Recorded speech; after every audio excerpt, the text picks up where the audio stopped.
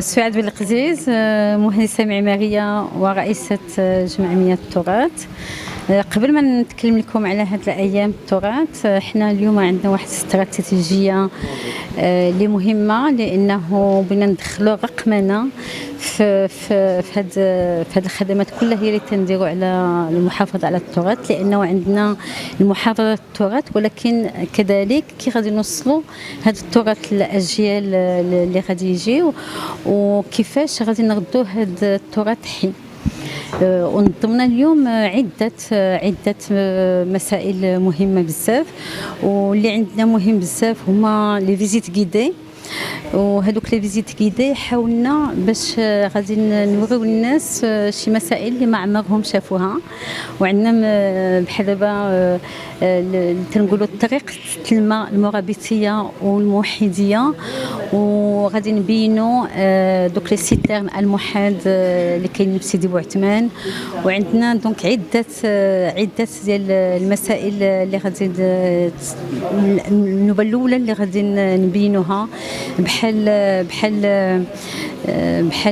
لو سيلو اغران، وبزاف المسائل مهمه في التراث اللي غادي تبان في هذه الايام. ديك عده لي زيكسبوزيسيون لي كونفيرونس، وحاولنا باش هاد الايام تكون غنيه. ودرنا واحد البارتناريا، لانه مع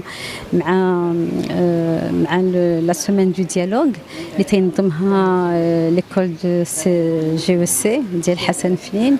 وعلاش؟ لانه في هذا التراث بغينا نديروا فليد مع جميع الفعالين في ميدان التراث، ونيت الناس اللي خدامين معنا، الناس اللي تيعاونونا. درنا واحد عده شراكات مع بزاف ديال المؤسسات.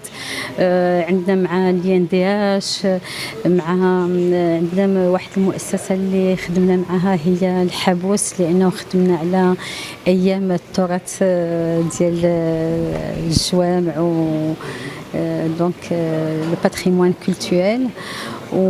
وعندنا كذلك مع لو سي ار تي، وخدمنا واحد المهرجان اللي كان مهم بزاف، هو الهاكاثون مع لو سونتر ريجيونال دانفستيسمون. اذن جمعيه التراث اليوم ما بقاتش تخدم بوحدها، هي جمعيه التراث بغات دير ليد فليد مع جميع المكونات، لي انستيتيوشن بريفي بوبليك اللي عندهم شي حاجه ما يتقال على التراث. دونك حاولنا نديروا ليد فليد ونكري اون سينرجي، فريمون اون سينرجي، باش نوليو تنديروا تنتجوا شي مسائل تكون زعما مهمه ومزيانه.